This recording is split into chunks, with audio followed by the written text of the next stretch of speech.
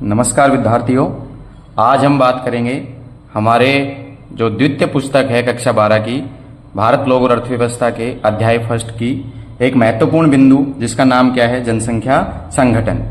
तो आइए हम शुरुआत करते हैं आज के वीडियो की। सबसे पहले हम देखते हैं कि जनसंख्या संगठन के अंदर हम कौन से टॉपिक्स को हम पढ़ते हैं। तो जनसंख्या संगठन में निम्न का अध्ययन किया जाता है। हम बात कर रहे हैं किसकी? जनसंख्या संगठन की। और जनसंख्या संगठन में हम निम्न का अध्ययन करते हैं, जैसे आयु व लिंग का विश्लेषण किया जाता है इसके अंदर। ग्रामीण नगरीय जनसंख्या का क्या संगठन है उसकी बात करते हैं हम। ऐसे ही भाषाई संगठन क्या होता है, धार्मिक संगठन क्या है, व्यावसायिक संरचना क्या है, साक्षरता और जनजातीय जो संगठन है उनकी बात हम इस बिंदु के माध्यम से करते हैं। तो ये जो बिंदु है हमारा, ये बहुत ही महत्वपूर्ण बिंदु है आपके एग्जाम की दृष्टि से। यहाँ से सीधा प्रश्न आपका 2 नंबर का आपको देखने को मिलेगा।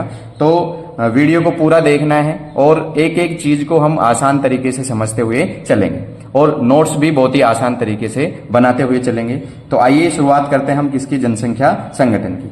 ये जो जनसंख्या संगठन है इसके अंदर से हमारे जो बिंदु दे रखे हैं उसमें ग्रामीण और नगरीय संगठन के बारे में हमें पढ़ना है, और भाषाई संगठन के बारे में पढ़ना है, और धार्मिक संगठन के बारे में पढ़ना है, और व्यावसायिक जो संरचना है उसके बारे में हमें अध्ययन करना है। ठीक है, तो हम शुरुआत करते हैं अभी ग्रामीण और नगरीय संगठन की। सबसे पहले आपको पता है क्या आप जानते हैं क्या विद्यार्थियों कि भारत में अब भी आधी से अधिक जो आबादी है वो कहाँ पर निवास करती है? वो गाँव में रहती है। आधी से अधिक आबादी अभी भी भारत की कहाँ पर निवास करती है? गाँव में रहती है। लेकिन शहरों की जो चमक है वो भी अब धीरे धीरे तेजी से बढ़ती जा रही है। तो देखते हैं हम कि गांव में लोग अभी भी क्यों ज्यादा निवास कर रहे हैं, किसे हम गांव कहते हैं, किसे शहर कहते हैं, इन सब के जवाब आपको आगे मिलने वाले हैं। देखिए, भारत में ग्रामीण और नगरीय संगठन, जनसंख्या का ग्रामीण और नगरीय में विभाजन निवास के आधार पर किया जाता है। तो सबसे पहली बात हमें क्या ध्यान रखनी है कि ग्रामीण और नगरीय जो जनसंख्या का जो विभाजन होता है वो किसके आधार पर किया जाता है? अभी निवास के आधार पर, यानी कि लोग कहां पर निवास करते हैं उसके आधार पर हम ग्रामीण और नगरीय जनसंख्या में इसको बांट सकते हैं। फिर हम बात करें कि ग्रामीण क्षेत्र हम किसे कहते हैं। तो ग्रामीण क्षेत्र कौन से होते हैं भाई? ग्रामीण क्षेत्र वे होते हैं जहां अधिकांश जो लोग हैं वो कौन से क्रियाकलाप में लगे हुए होते हैं? प्राथमिक क्रियाकलापों के अंदर लगे हुए होते हैं। प्राथमिक क्रियाकलाप कौन से होते हैं? प्राथमिक क्रियाकलाप वे होते हैं जो सीधे प्रकृति से प्राप्त किए जाते हैं और उनके ऊपर जो कार्य किया जाता है। जैसे प्राथमिक क्रियाकलाप के कुछ उदाहरण मैं यहाँ बता रहा हूं आपको, जैसे कृषि है, खनन है, मत्स्य पालन है, और भी बहुत सारे प्राथमिक क्रियाकलाप हैं। उनके अंदर कार्य करने वाले जो श्रमिक है या लोग हैं वो सभी के सभी क्या कहलाते हैं? ग्रामीण क्षेत्र कहलाते हैं। तो क्या होता है ग्रामीण क्षेत्र? ग्रामीण क्षेत्र वे होते हैं जिनमें अधिकांश लोग कौन से क्रियाकलाप में लगे हुए होते हैं? प्राथमिक क्रियाकलाप में लगे हुए होते हैं। नगरीय क्षेत्र कौन से होते हैं? नगरीय क्षेत्र वे होते हैं जहां अधिकांश लोग गैर प्राथमिक क्रियाकलापों में लगे हुए होते हैं, यानी कि ये प्राथमिक क्रियाकलाप नहीं करते। कैसे क्रियाकलाप करते हैं? ये गैर प्राथमिक क्रियाकलापों में लगे हुए होते हैं। लगभग कितने प्रतिशत जनसंख्या? 75% जनसंख्या गैर कृषि कार्यों में या गैर प्राथमिक कार्यों में लगी हुई होती है। वो क्षेत्र क्या कहलाते हैं? नगरीय क्षेत्र कहे जाते हैं। अब हम बात करते हैं कि भाई ग्रामीण और नगरीय क्षेत्रों की, कि भाई भारत के अंदर इनका वितरण कैसा है। तो आपको पता है कि भारत के अंदर ग्रामीण और नगरीय क्षेत्रों का वितरण कैसा पाया जाता है? असमान पाया जाता है। ग्रामीण और नगरीय क्षेत्रों का वितरण कैसा पाया जाता है भाई? असमान पाया जाता है भारत में। और भारत की कुल जनसंख्या का, यानी कि जितनी जनसंख्या हमारे भारत की है उसकी 68.8% भाग अब भी कहां पर निवास करता है दोस्तों? गांव में। कहां विद्यार्थियों? गांव के अंदर 68.8%, यानी कि लगभग कितना? 69% हम इसको कह सकते हैं। तो अभी भी भारत की अधिकांश जो आबादी है वो कहां पर निवास करती है? वो गांव के अंदर निवास करती है। और 2011 की जनगणना के अनुसार भारत में कुल गांवों की संख्या कितनी थी भाई? 6,40,867 गांव है। आपको डाटा याद नहीं करना है, अगर याद नहीं भी होता है तो भी कोई दिक्कत नहीं है।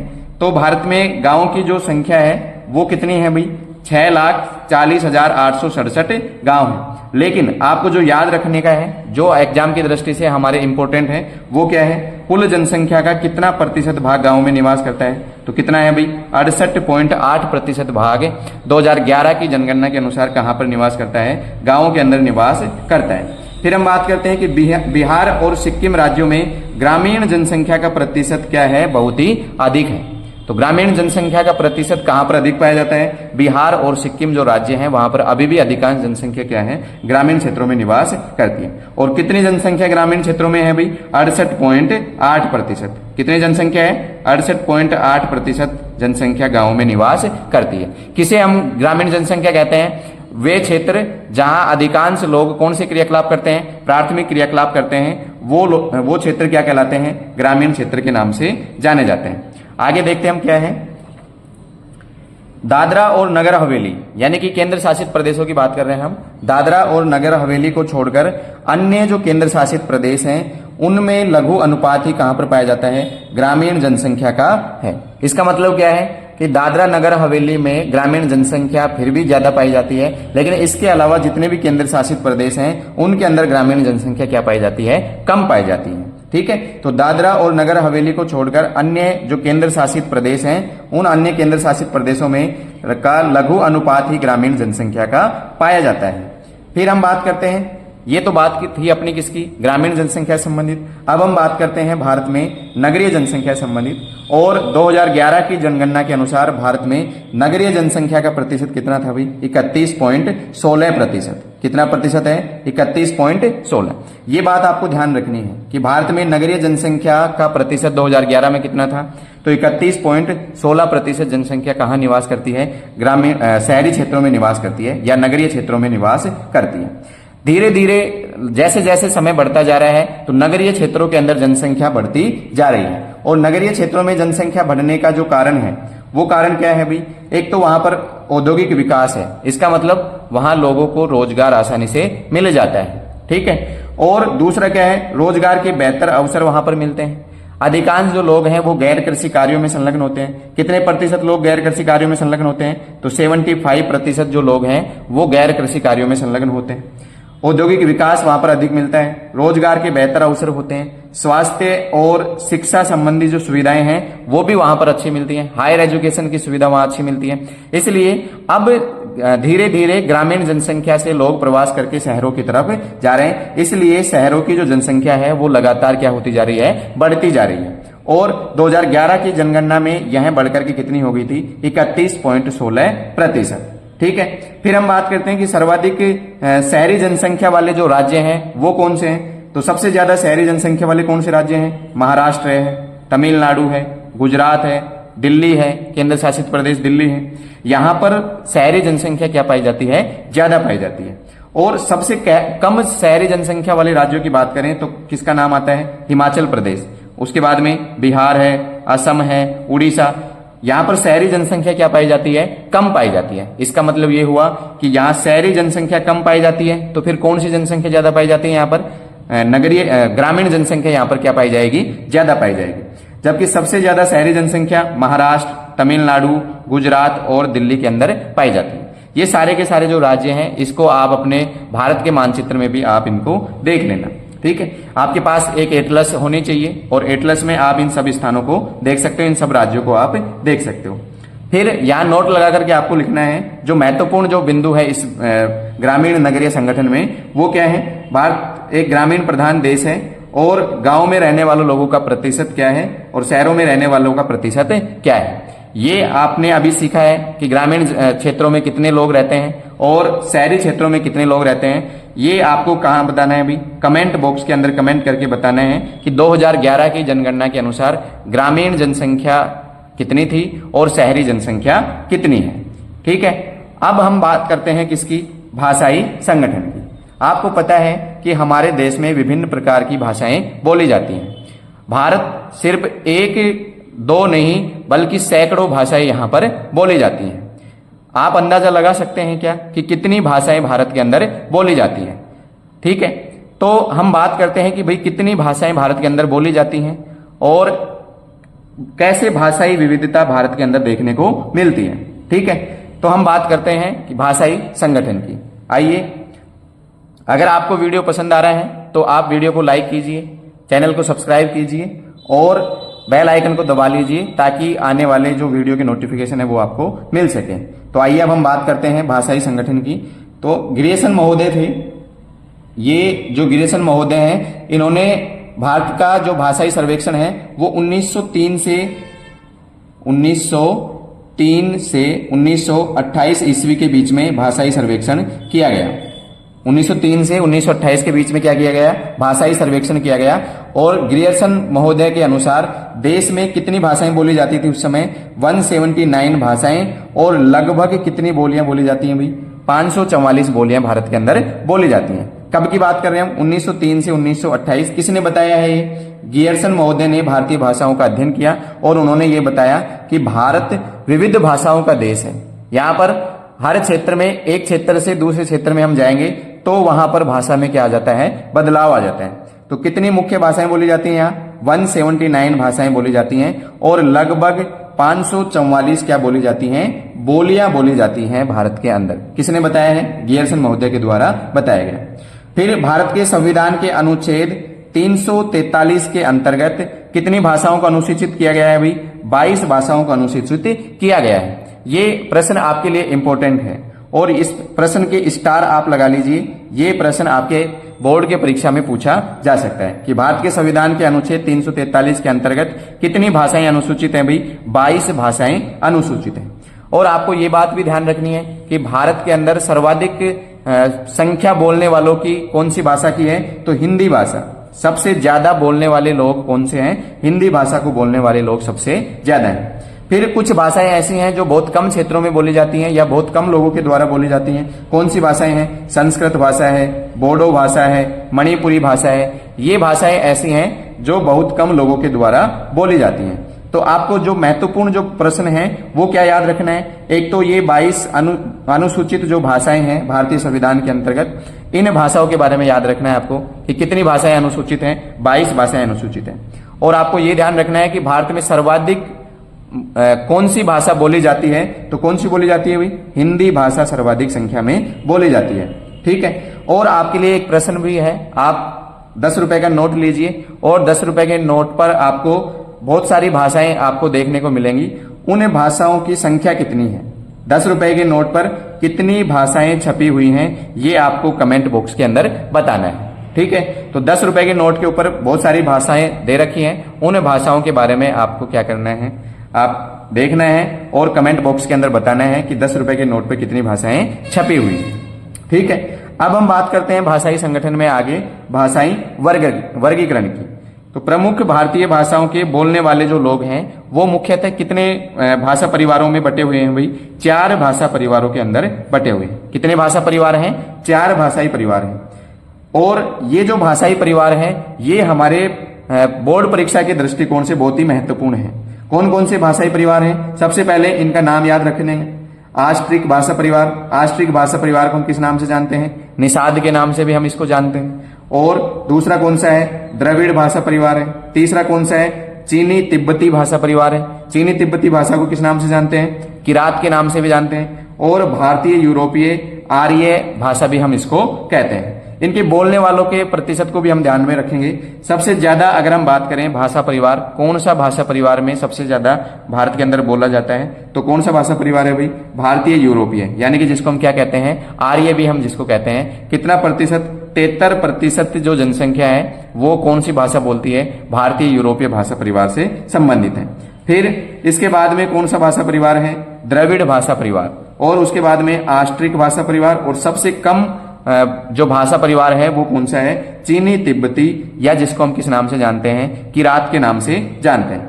तो ये आपने सीखा क्या? 4 भाषा जो परिवार है भारत के अंदर वो कौन कौन से हैं? आष्ट्रिक, या जिसको हम निषाद भी कहते हैं, द्रविड़, चीनी तिब्बती, या जिसको किरात भी कहते हैं, और भारतीय यूरोपीय आर्य जिसे हम कहते हैं। ठीक है।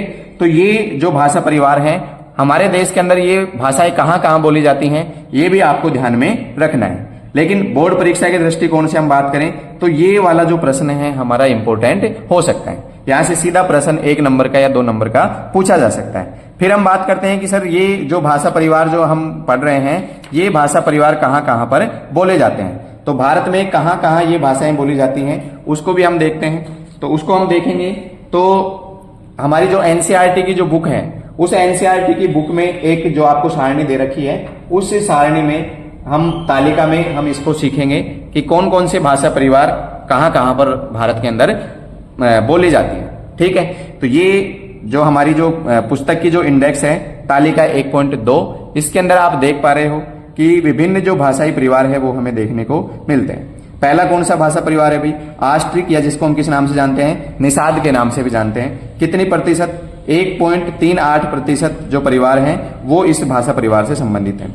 फिर द्रविड़ भाषा परिवार से 20%, चीनी तिब्बती या किरात से 0.85% और भारतीय यूरोपीय यानी कि आर्य भाषा परिवार से कितने संबंधित हैं? 73% लोग इससे संबंधित हैं। ठीक है, अब ये वाक क्षेत्र देखना है हमें। वाक क्षेत्र यानी कि आस्ट्रिक भाषा कौन से क्षेत्र में बोली जाती है भाई? मेघालय में बोली जाती है, निकोबार द्वीप समूह में बोली जाती है, पश्चिमी बंगाल, बिहार, उड़ीसा, महाराष्ट्र और भारत के बाहर भी यह बोली जाती है। ठीक है, तो आस्ट्रिक भाषा कहां बोली जाती है भाई? मेघालय, निकोबार द्वीप समूह, पश्चिमी बंगाल, बिहार, उड़ीसा, असम, मध्य प्रदेश, महाराष्ट्र, यहां पर आस्ट्रिक भाषा बोली जाती है। फिर हम दूसरे नंबर पे किसकी बात करते हैं? द्रविड़ भाषा की बात करते हैं। और द्रविड़ भाषा भारत में कहां पर बोली जाती है भाई? तमिलनाडु, कर्नाटक, केरल, यानी कि दक्षिणी जो भारत है हमारा, वहां पर जो भाषा बोली जाती है वो कौन सी बोली जाती है? द्रविड़ भाषा बोली जाती है। और इसके अलावा आंध्र प्रदेश, मध्य प्रदेश, उड़ीसा, महाराष्ट्र, बिहार, उड़ीसा, पश्चिम बंगाल, मध्य प्रदेश, इन राज्यों के अंदर कौन सी भाषा बोली जाती है? द्रविड़ भाषा परिवार बोला जाता है। फिर उसके बाद में कौन सा है? चीनी तिब्बती। आपको पता है चीन हमारा पड़ोसी देश है और उसका जो तटवर्ती जो या उसके जो सीमावर्ती जो राज्य हैं वहां पर जो भाषा बोली जाती है वो चीनी तिब्बती भाषा बोली जाती है। इस चीनी तिब्बती भाषा को हम किस नाम से जानते हैं? किरात के नाम से भी जानते हैं। और ये सबसे कम बोले जाने वाला भाषा परिवार है। कहाँ कहाँ पर बोली जाती है भाई?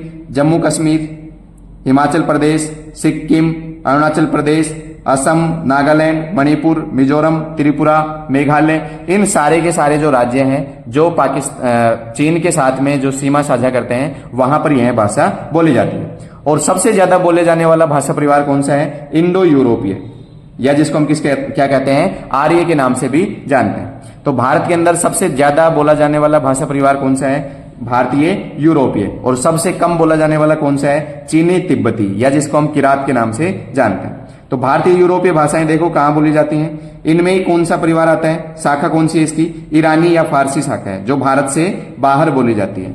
फिर दर्दी जो शाखा है ये कहां पर बोली जाती है? जम्मू कश्मीर के अंदर। और भारतीय जो आर्य हैं उसके अंदर देखते हैं हम, जम्मू कश्मीर है, पंजाब, हिमाचल प्रदेश, उत्तर प्रदेश, राजस्थान, हरियाणा, मध्य प्रदेश, बिहार, उड़ीसा, पश्चिम बंगाल, असम, गुजरात, महाराष्ट्र और गोवा। यहाँ पर अधिकांश जो लोग हैं वो कौन से भाषा परिवार से संबंधित हैं? भारतीय यूरोपीय भाषा परिवार से संबंधित हैं। ठीक है, तो ये जो सारणी है हमारी तालिका 1.2, इसको आपको ध्यान से देखना है। और मुख्य रूप से जो भाषा परिवार है उनका याद रखना है हमें। सबसे ज्यादा भाषा परिवार कौन सा बोला जाता है और सबसे कम कौन सा बोला जाता है, और इनका वाक क्षेत्र यानी कि ये भाषाएं कहाँ कहाँ पर देश के अंदर बोली जाती हैं वो सब हमें याद रखना है।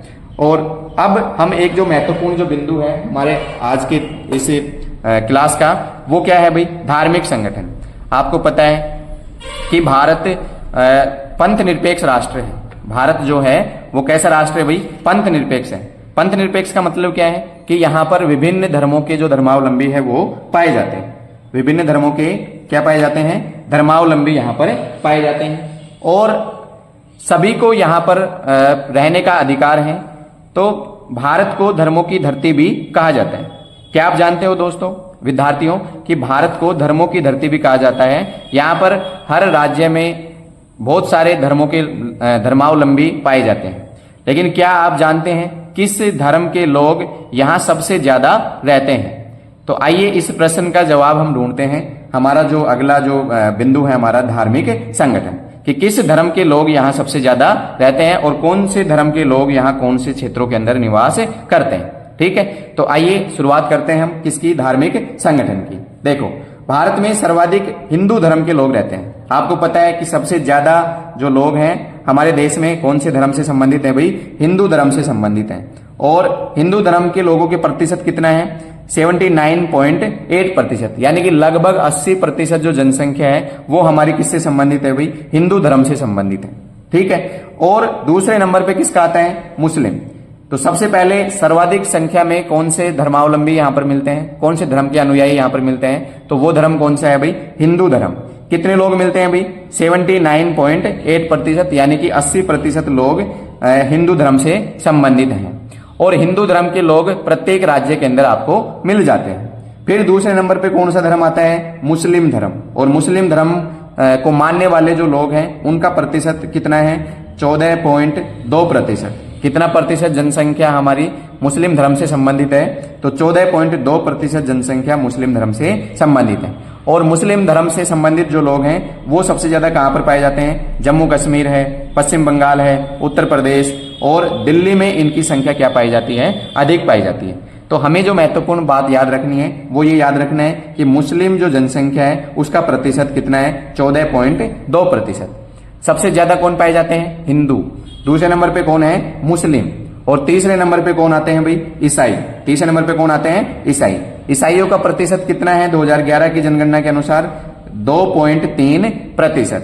और ये ईसाई धर्मावलंबी हैं जो कौन से राज्यों में ज्यादा देखने को मिलते हैं हमें? गोवा है, केरल है, मेघालय, मणिपुर, मिजोरम, इनके जो ग्रामीण क्षेत्र हैं वहां पर ईसाई धर्मावलंबी ज्यादा देखने को हमें मिलते हैं। ठीक है, तो पहले नंबर पे कौन सा धर्म है? पहले नंबर पे है हिंदू। दूसरे नंबर पे कौन है? मुस्लिम। तीसरे नंबर पे कौन है? ईसाई। और चौथे नंबर पे कौन आता है भाई? सिख। चौथे नंबर पे कौन आते हैं? सिख। तो सिखों का जो प्रतिशत है वो कितना है? 1.7%। और आपको पता है कि अधिकांश जो सिख जो आबादी है, अधिकांश सिख धर्म को मानने वाले जो लोग हैं वो कहां पर निवास करते हैं भाई? पंजाब, हरियाणा और दिल्ली में इनकी संख्या सबसे ज्यादा पाई जाती है। तो आपको याद क्या रखना है कि भारत के अंदर जो धर्म पाए जाते हैं, विभिन्न जो धर्म पाए जाते हैं, उनकी संख्या कहां, उनका प्रतिशत कितना है? तो सबसे पहले नंबर पे कौन सा आ जाएगा? पहले नंबर पे आ जाएगा आपके हिंदू। दूसरे नंबर पे आ जाएगा मुस्लिम। तीसरे नंबर पे आ जाएगा ईसाई। चौथे नंबर पे आ जाएगा सिख। अब इसके अलावा भी कुछ धर्म और हैं भारत के अंदर, वो कौन से हैं भाई? एक तो छोटे समूह है, एक जैन धर्म और एक कौन सा? बौद्ध धर्म। जैन समुदाय राजस्थान के नगरीय क्षेत्रों में निवास करता है। जैन समुदाय कहां पाया जाता है भाई? राजस्थान के जो नगरीय क्षेत्र हैं वहां पर जैन धर्म के अनुयायी मिलते हैं। गुजरात के अंदर मिलते हैं और महाराष्ट्र में ये अधिक संख्या में पाए जाते हैं। और अगर हम बात करें कि बौद्ध धर्म या बौद्ध समुदाय की, तो बौद्ध समुदाय सबसे ज्यादा कहां पर मिलता है? महाराष्ट्र में, सिक्किम, अरुणाचल प्रदेश में ये अधिक संख्या में मिलते हैं।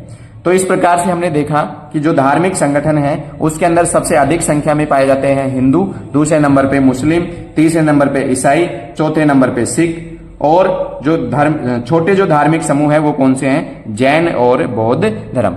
आपसे 2 नंबर के प्रश्न में ऐसा धार्मिक संगठन क्या है या धार्मिक संगठन की क्या संरचना है भारत के अंदर, उससे संबंधित प्रश्न आपके बोर्ड एग्जाम में पूछा जा सकता है। तो बहुत ही इंपॉर्टेंट बिंदु आज हमने जो जनसंख्या संगठन से संबंधित था वो हमने डिस्कस किया है। तो जनसंख्या संगठन में हमने ग्रामीण और नगरीय जनसंख्या की बात की, फिर हमने भाषाई संगठन की बात की, और फिर हमने लास्ट में किसकी बात की है? धार्मिक संगठन की बात की है। कमेंट बॉक्स में आपको बताना है कि गिरियासन महोदय के अनुसार भारत में कितनी मुख्य भाषाएं बोली जाती हैं। और दूसरा जो प्रश्न है आपके लिए वो प्रश्न ये है कि भारत के संविधान की कितनी भाषाएं अनुसूचित हैं। ठीक है, तो ये सारे के सारे जो प्रश्न हैं वो आपको कमेंट बॉक्स के अंदर लिखने हैं। अगर आपको कंटेंट अच्छा लग रहा है, अगर आपको जो हमारी क्लासेज हैं वो पसंद आ रही हैं, तो लाइक करना ना भूलें। चैनल पे अगर आप नए हैं तो सब्सक्राइब करें और अपने दोस्तों के साथ में शेयर करें ताकि ज्यादा से ज्यादा लोगों तक हमारा वीडियो पहुंच सके। धन्यवाद।